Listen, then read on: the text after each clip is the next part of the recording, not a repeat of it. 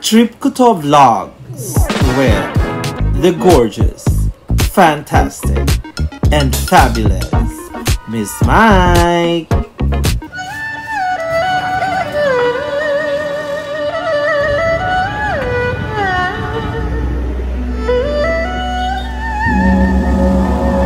Hello guys, good afternoon. Welcome to my channel. Now we're here, of course, in Ho Chi Minh. Now I'm gonna show you guys the most famous market here. So tingnan natin kung ano mga nabibili sa loob. I will give you tips kung ano yung mga nandito na dito mo lang makikita sa sobrang pagkamura-murang halaga. So I'm here right in front of the Ben Thanh Market. Ayan guys, I'll show you. So there guys, so this is the entrance to the famous Ben Thanh Market. So ipan natin guys, pakita ko sa inyo from there. Ayan, and then there hanggang doon at hanggang sa likod pa. This is a very big market. So ayan guys, puntahan na natin at tingnan natin kung ano mga mabibili sa loob. So ito na guys, this is the entrance. As you can see, ang makikita mo is may mga watches, may mga shades sa taas, tapos may mga wigs. So, ang ganda ng mga wigs. Magtanong kaya ako kung magkano to. Tapos, itry kong isukat. Wait lang guys, tanong muna tayo.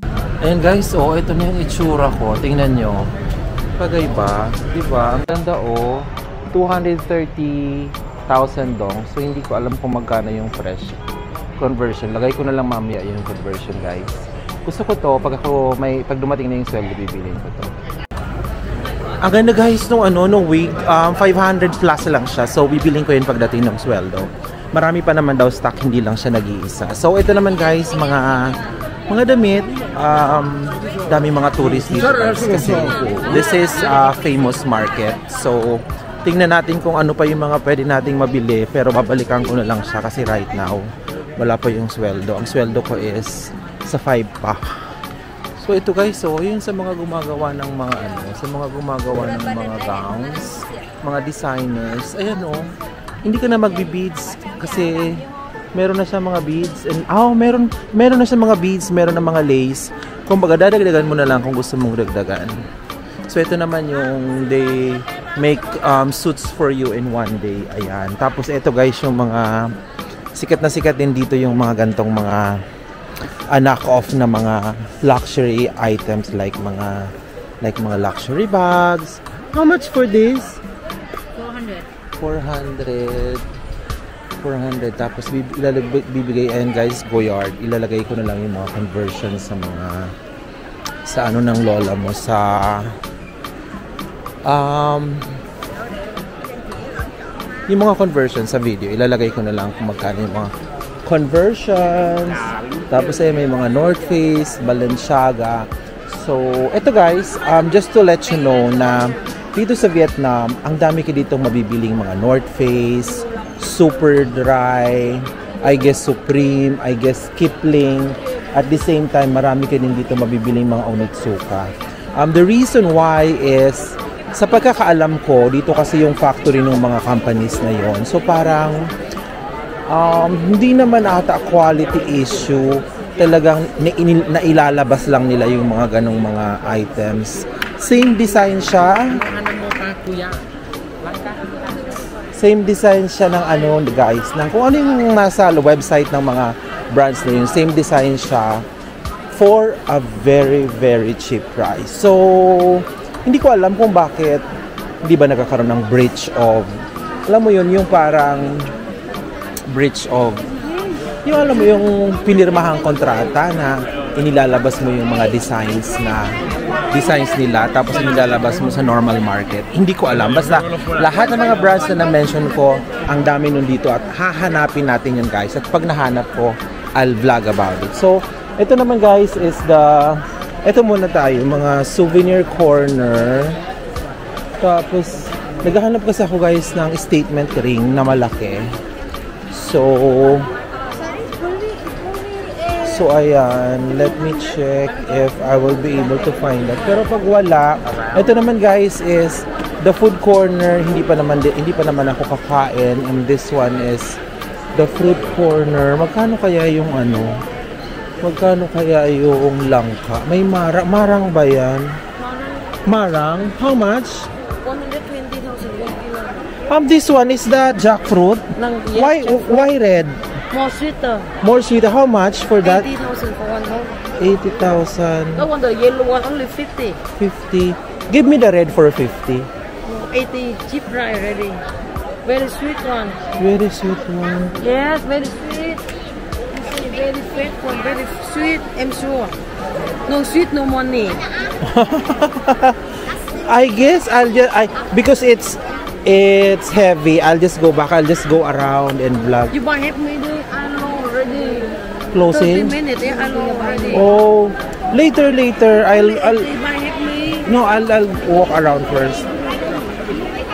Okay guys, so medyo namahalan lang ako dun sa 80,000 doon kasi parang ano na siya sa akin, yung meal nga is around 55 lang tapos yun ang mahal na. So, Hello. let's check some Mango, Yubano, avocado. What's that? Halo. Halo. You have how much for halo? 35,000 the peso. Peso would here Philippines like it. Yeah. Peso Yes. or dong? 35,000 dong. Oh, okay. So, that one. Yes. How about This one yeah, here. same? Same. Okay, halo. 35? Yes. Okay, one. Sit down. Okay, thank you. And guys, mag-halo-halo muna tayo. Halo-halo din yung tawag nila. Tapos pakita ko sa inyo at i-review natin kung ano ang lasa. So ito na yun guys. Halo-halo. Sarap daw sabi ni Kuya. So tingnan na natin kung ano ang lasa.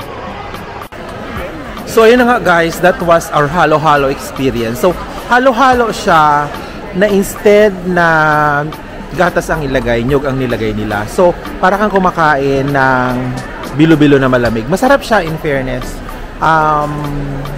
Hindi naman pwedeng i-compare sa halo-halo natin sa Pilipinas kasi iba yung lasa. Naiba yung lasa because of the gata. So more on bilo-bilo part na malamig. So there guys, ikot na ulit tayo.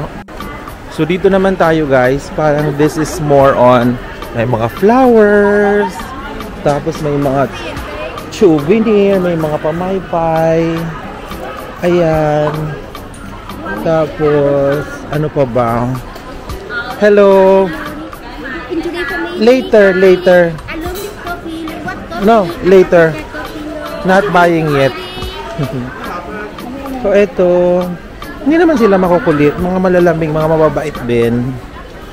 Kasi marami dito guys mga coffee. So katulad niyan, bibili ka ng mga coffee, ayan, oo, mga kape, saka mga dried fruits and all. Tapos ito naman yung mga pasabog ng ate mo. Tanong nga tayo. How much for this? Đi quay cái gì đó? Huh? Sorry. Quay cái gì vậy? May paano kayo doon?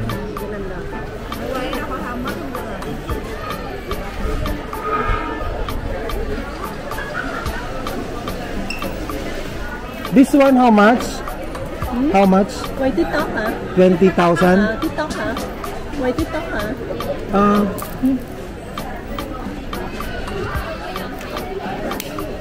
Việt Nam đồng. 25,000. 25,000. Same price. This one, blue. Okay. Same? Okay. So iba na nga lang ako kasi parang wala si ate sa wish yung magsagot sa mga katanungan ni Akla. So, ito guys, ito mga coffees, ayan oh. Mga coffees. So kung gusto niyo bumili ng mga coffee and all, mga dried fruits, ayan oh. Ang ganda tingnan. Mga dried fruits. Tapos, dito na ulit tayo sa mga damit para habi sa akin nung ni Kuya, yung binilang ko ng halo-halo. Sabi na, wag daw bumili dito sa loob kasi mahal.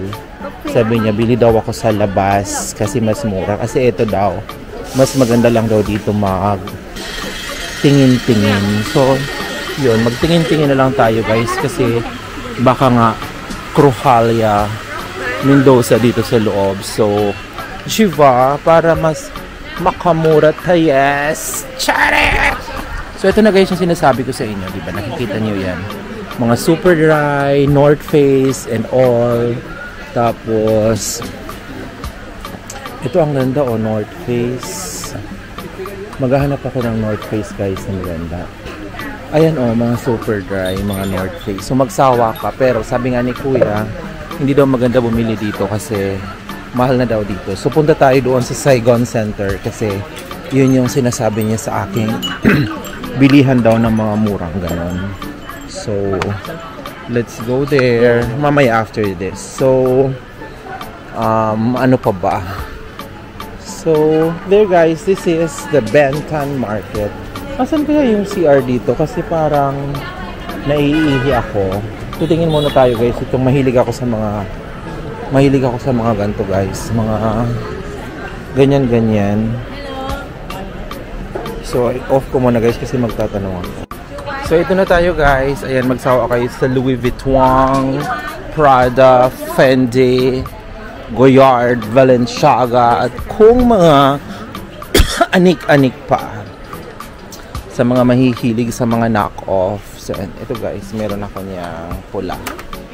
So, ayan. And then, kaso nga lang, hindi ko siya gustong gamitin kasi super big ang lapad niya. Maganda sana kung niliit-liitan nila. Kasi kung niliit-liitan nila, mas maganda kasi parang yung laki niya, more on for travel, not for going to office. Oo, sobrang laki niya. Pero, super big help naman siya if magta-travel ka kasi ang dami mo talagang mailalagay. Pero hindi siya masyadong maganda gamitin on a daily basis. So, ayan guys. O, ang dami, diba? So, yun. This is the Benton Market for you guys. At ang dami, as nakikita nyo naman, ang daming mga farang. Ang daming mga foreigners. Ayan. Ito na yun guys. Ang mga eksema. So, hindi ko muna siya guys i-end dito kasi pupuntahan natin yung sinasabi ni Kuya na Saigon Center. Tapos, isasabay ko na siya sa vlog na to kasi maliit lang naman yung Saigon Center. Nakapunta na ako doon. So, awkward naman na i-separate vlog pa natin. So, labas na ako guys. Tapos, I'll tell you about the vlog. I'll tell you about the Saigon Center when I get there. Okay? Ayan guys, nandito na tayo sa ating destination. Hindi pala siya Saigon Center, Saigon Square. So ito yung pinuntahan ko the last time I was here. At dito yung pinakamumura na sinasabi ko na mga North Face, Superdry, Kipling, yon. So, pasok na tayo guys. So ayan siya mga kapatid, pagpasok mo, piling-pili dito guys yung mga katulad ng mga ganyang mga relo na mga imitation. Ang gaganda ng mga pagkakagawa. Tapos ito guys, oh, mga ano ba yan, mga off-white na ang gagandang mga shirt. So kahit na tong bag na to, ang ganda, super. So mga off-white na ang lalaki, super gaganda. Specialized yung mga ano dito guys, mga imitation products. So super, magi-enjoy kayo ng super bongga katulad ng mga bags na to. Ito this is Balenciaga, ang ganda. Kaso lang halatang halata pag mag Balenciaga ka naman na ano na ganyan. So ayun sa taas off-white, hindi masyadong halata. So ito ang ganda. How much for this? 2 million. Ang ganda, 2 million dong. Let's see, ikot tayo guys. Tapos, ito naman mga shoes, mga imitation. So far, wala pa ako ito guys yung sinasabi kong Onitsuka. Meron akong Onitsuka ang ganito sa bahay. O, tingnan nyo, oh. Kung ano yung Onitsuka na makikita nyo sa tindahan ng original store. Ganon din ito guys, ang ganda. Oh, leather talaga. Onitsuka Tiger, ang ganda. Tingnan natin, puti tapos leather. Ang lambot ng pagka-leather niya. Basta maganda pa naman guys sa Onitsuka kasi ano, super comfortable sa paa. So I'm planning to buy one. Let me check on this and I'll get back to you. Tapos ito, Onitsuka din. Ang ganda. Super guys. Mag-i-enjoy kayo dito. How much for this? 900. 900. Ang ganda. So tingnan ko guys kasi naghahanap kasi ako ng ng samba. Kaso lang yung samba is tiningnan ko sa Bangkok. Yung original sa Adidas is at around 6,000 ata. So tapos ito, ang ganda ng mga dito guys. Ang ganda na mamili ka, mag-enjoy ka ng bongga. Tapos ayan ang mga YSL and all. Tapos punta ako dun sa original na store na tingnan ko kung existing pa. Dito kasi yun sa likod na parte. Dito ako nakabili na yung mga bags na yun. So bahala na kayo guys ha, magtingin-tingin kasi sa sobrang dami ng mga pagpipilian, I cannot, alam mo yun, na-overwhelm ang ati Lily nyo. So hindi ko na alam kung hindi ko na alam kung mga Anor at Anor pa. Ito guys, ang ganda Adidas. How much for this? Ang ganda nito guys, hindi halata Ito may samba How much for this? 800. 800. Hindi na halata. Nakikita niyo yan guys, ito ang ganda nito, 800 Diba? Ayan hindi naman halata na hindi totoo. So ito samba. Hello, madam. Do you want Diba? Ayan So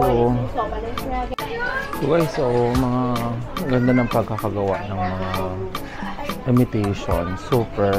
Tapos ito na guys yung mga Kipling. Magsawa ka. Kipling bags. Ayun, di ba? May nakalagay talaga. Kipling.